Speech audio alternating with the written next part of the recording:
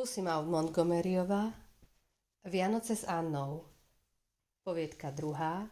Vianoce na Červenom kopci. Samozrejme, že Santa Claus príde, povedal Jimmy Martin sebaisto. Jimmy mal 10 rokov a v 10 rokoch bolo ľahké byť sebaistý. Musí prísť, pretože je štedrý deň a doteraz vždy prišiel. To viete, dvojčatá? Áno, dvojčatá to vedeli.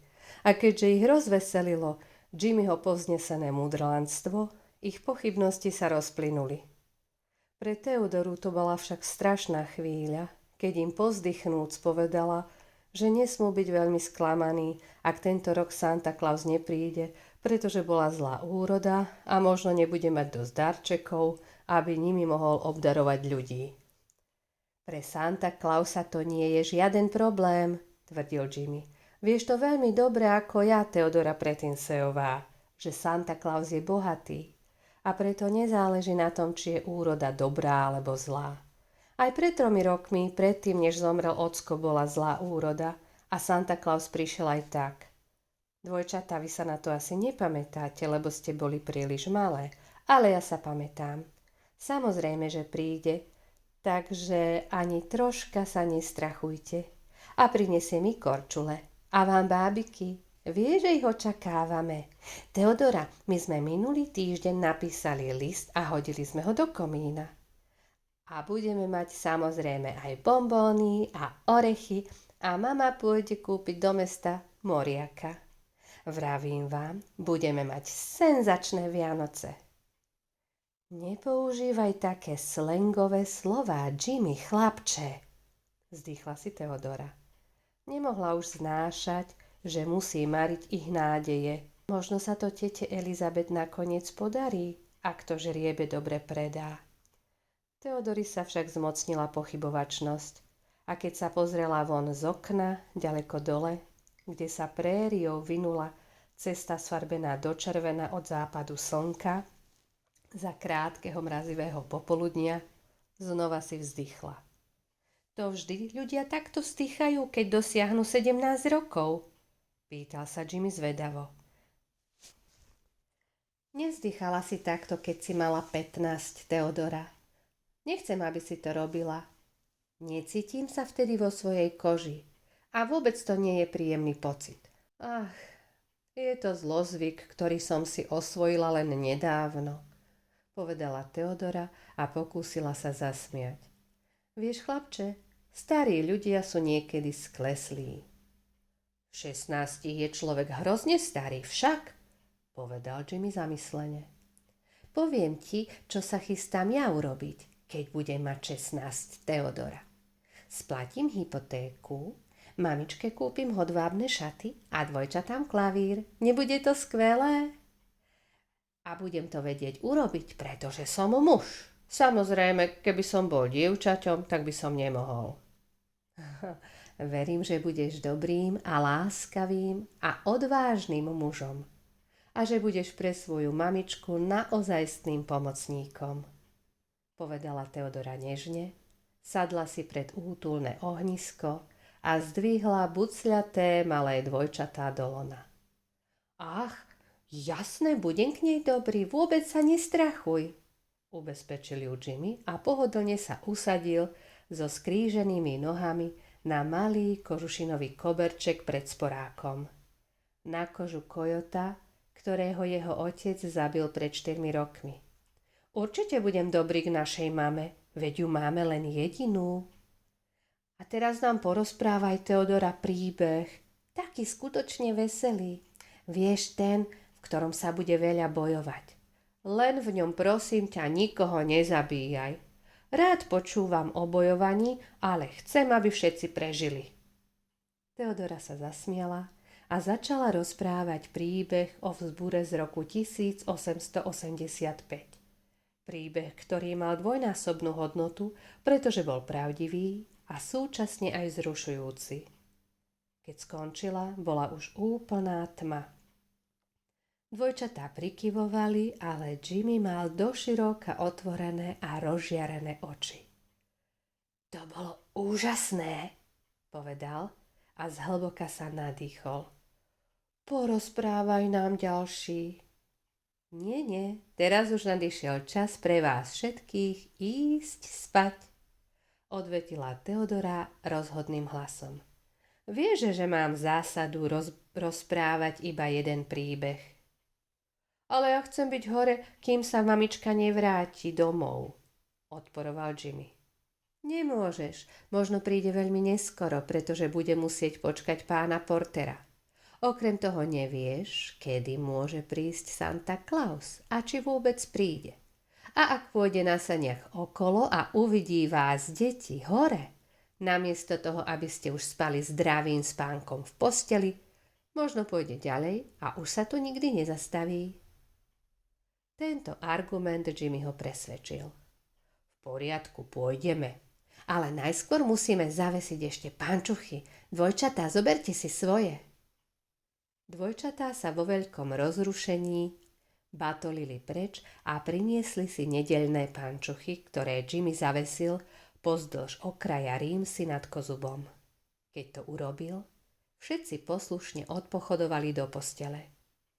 Teodora si opäť vzdychla a usadila sa pri okne, odkiaľ mohla pozorovať, či sa prériou zaliatou mesačným svitom nevracia pani Martinová a súčasne pliesť. Obávam sa, že podľa toho Teodorinho vzdychania si pomyslíte, že je to veľmi melancholická a malomyselná mladá dáma. To by ste sa však veľmi mýlili. Bolo to totiž to najveselšie a najodvážnejšie 16-ročné dievča v celom Saskatchewane. Mohli vám to prezradiť jej žiarivé hnedé oči a ružové líčka s jamkami. Nevzdychala kvôli sebe, ale jednoducho zo strachu, že deti budú sklamané. Vedela, že im to iste zlomí srdce, ak Santa Claus nepríde, a že trpezlivú a ťažko pracujúcu mamičku to zraní viac ako čokoľvek iné. Teodora prišla pred 5 rokmi bývať k ujovi Georgeovi a k tete Elizabeth do zrubového domčeka na Červenom kopci. Jej vlastná matka práve vtedy zomrela. Teodore zostal iba veľký brat Donald, ktorého však zachvátila zlatokopecká horúčka a tak sa pobral na Klondike. Martinovci boli veľmi chudobní, ale s radosťou pripravili izbu pre svoju neterku. Odvtedy žila Teodora u nich.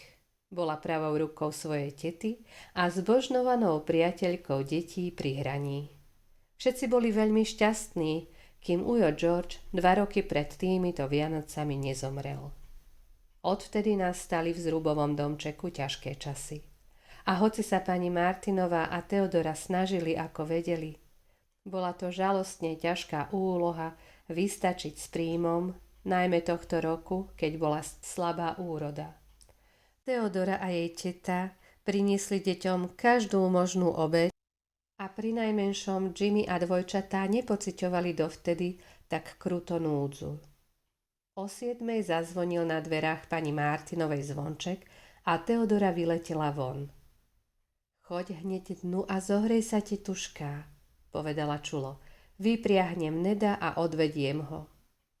Ach, je príšerne studená noc, povedala pani Martinová unavene. V jej hlase zaznela skľúčenosť, ktorá vniesla zmätok do Teodorinho srdca. Obávam sa, že to znamená, že deti zajtra nebudú mať žiadne Vianoce, pomyslela si smutne, odvádzajúc Neda do stajne. Keď sa vrátila do kuchyne, pani Martinová sedela pri ohni. Tvár mala v skrehnutých rukách a krčovito vzlikala. Ach, tetuška, nepláč, zvolala Teodora žalostne. Bolo to také zriedkavé vidieť odvážnu, rozhodnú tetušku v slzách. Si uzimená a unavená, hneď ti pripravím šálku chutného čaju. Nie, preto neplačem, povedala pani Martinová zlomeným hlasom. Ale keď som videla tie zavesené pančuchy Teodora, nepodarilo sa mi zohnať pre deti jedinú vec, ani jednu. Pán Porter bol ochotný dať za žriebe len $40 a keď som splatila všetky účty, sotva mi zostalo na nevyhnutné veci. Myslím, že by som mala byť vďačná za to, že som dostala aspoň tie. Myšlienka na to, že deti zajtra budú sklamané, je však ťaživejšia, ako vládzem uniesť. Bolo by bývalo lepšie, keby som im to už povedala dávno. Stále som však dúfala, že za to žriebe dostanem viac. Nuž, je to slabožské a hlúpe takto sa správať. Radšej si obidve vypíme šálku čaju a poďme spať. Ušetríme palivo. Keď Teodora išla hore do svojej izbietky, mala veľmi zamyslenú tvár. Vybrala zo stola škatuľku a odniesla ju k oknu. V škatuľke bol veľmi pekný zlatý medailón na úzkej modrej stužke. Teodora ho nežne podržala v prstoch a pozrela sa von na prériu zaliatu mesačným svitom. Mohla sa vzdať svojho drahého medailónu, ktorý jej daroval Donald tesne predtým, než sa vydal na Klondike? Nikdy si nepomyslela, že by mohla niečo také urobiť. Bola to takmer jediná pamiatka na Donalda. Driečného, veselého, impulzívneho, srdečného brata Donalda, ktorý odišiel pred 4 rokmi s úsmevom na milej tvári a s nádhernou túžbou v srdci.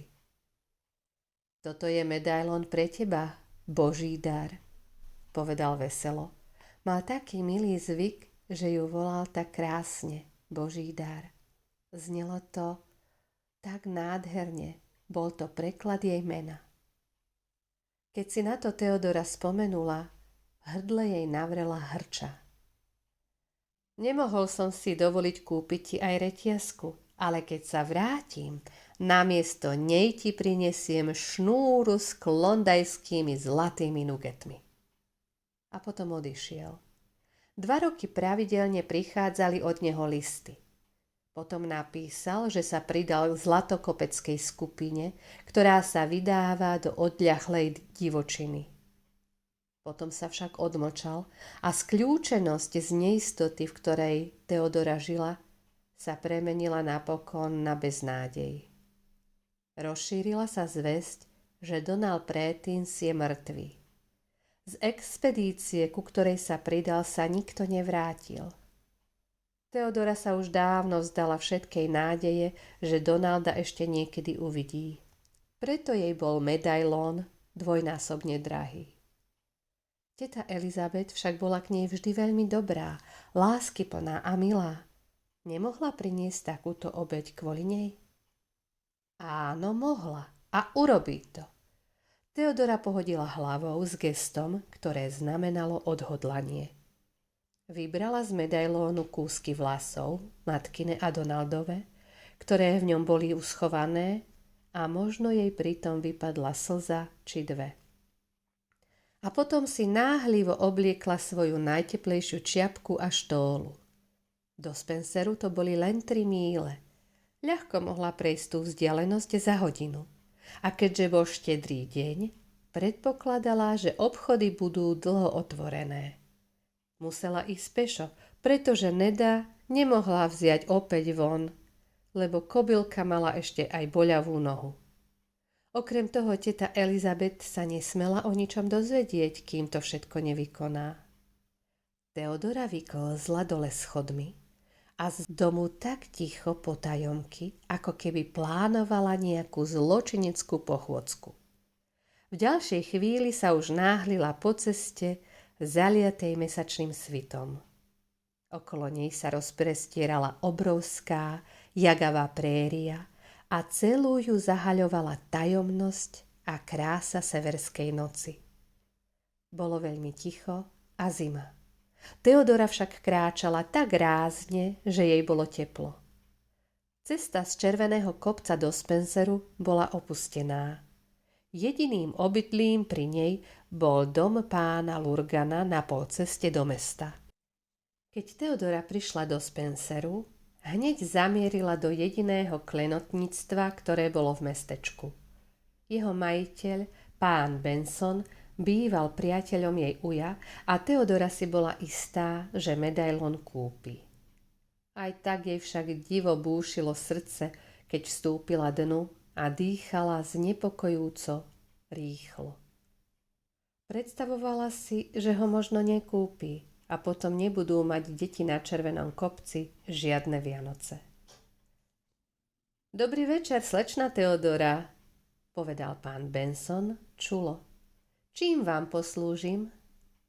Dobrý večer. Obávam sa, že nebudem veľmi vítaná návštevnička, pán Benson, povedala Teodora s neistým úsmevom. Chcem predávať, nie kupovať. Mohli by ste... Kúpite tento medailón. Pán Benson zovrel pery. Vzal medailón a skúmavo si ho prezeral. Nuž, nekupujem často starožitnícke veci, povedal po krátkej úvahe. Ale chcem vám vyhovieť, slečna Teodora. Dám vám za túto drobnosť $4. Teodora vedela, že medailón má oveľa väčšiu cenu, no za $4 dostane všetko, čo potrebuje a neodvážila sa pýtať viac. O pár minút už medailón patril pánu Bensonovi a Teodora so 4 šuštiacimi novými bankovkami v peňaženke sa ponáhľala do hračkárstva. O pol hodinu neskôr bola na spiatočnej ceste na Červený kopec. Mala toľko balíčkov, koľko len vládala uniesť. Pre Jimmyho korčule, 2 utešené bábiky pre dvojčatá, balíčky s orechmi a bonbónmi a pekného tučného moriaka. Teodora si krátila čas na osamelej púti tým, že si predstavovala, akú radosť budú mať deti ráno. Asi 4 míle za domom pána Lurgana cesta náhle zahýbala okolo strmého zrázu, porasteného topoľmi. Keď Teodora prešla zákrutou, prekvapene sa zastavila.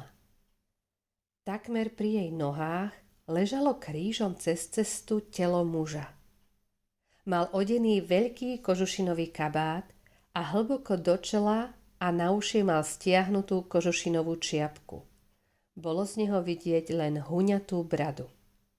Teodora nevedela, kto to je, ani odkiaľ prišiel. Uvedomila si však, že je v bezvedomí a že iste zamrzne, ak mu neprivedie pomoc. Stopy koňa cváľajúceho cez prériu prezrádzali, že spadol z koňa a ten mu utiekol. Teodora však nestrácala čas úvahami. Čo najrýchlejšie utekala späť do domu pána Lurgana a zobudila celú domácnosť. O niekoľko minút pán Lurgan a jeho syn zapriahli koňa do saní a ponáhľali sa cestou dolu k neznámemu.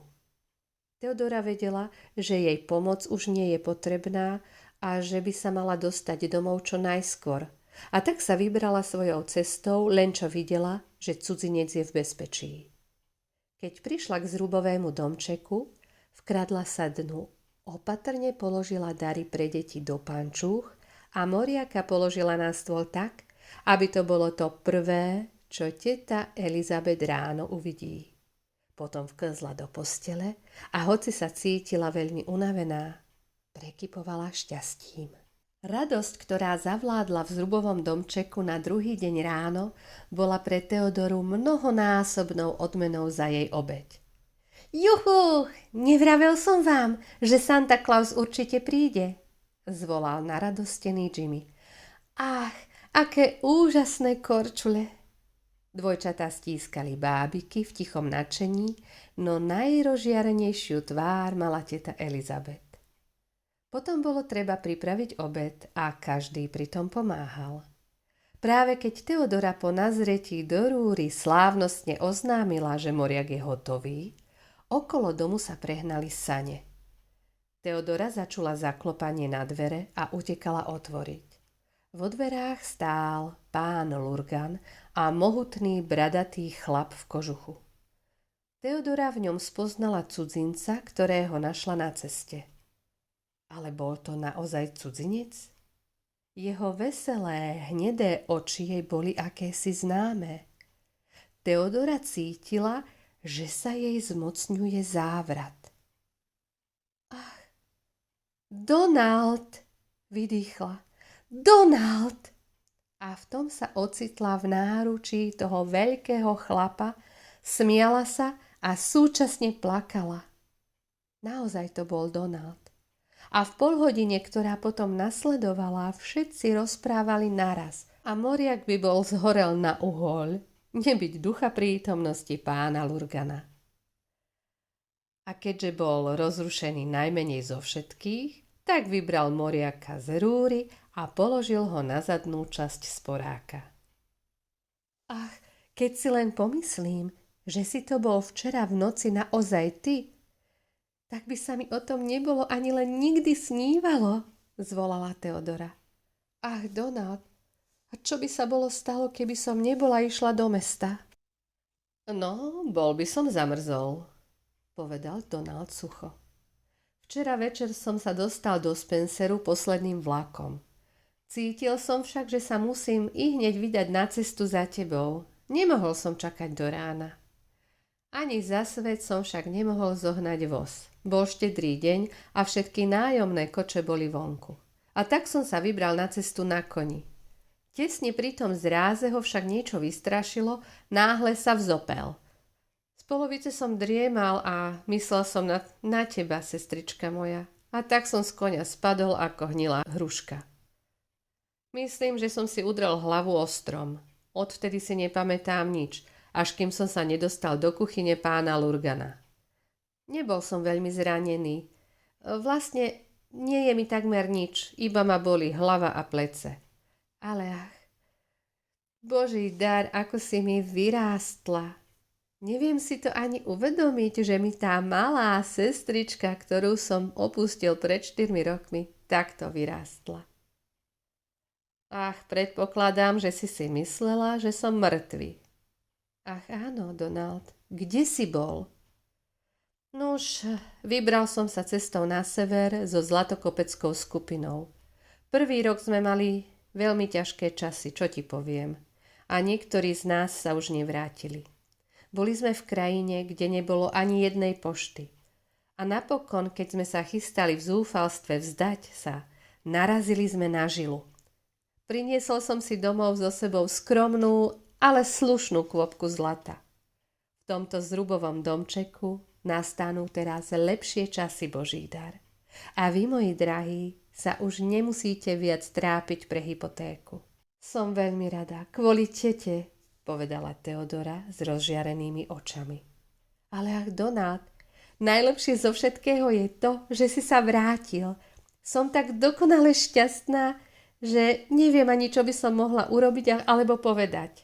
No, ja si myslím, že by si sa mohla naobedovať, povedal Jimmy s ukrivdeným tónom.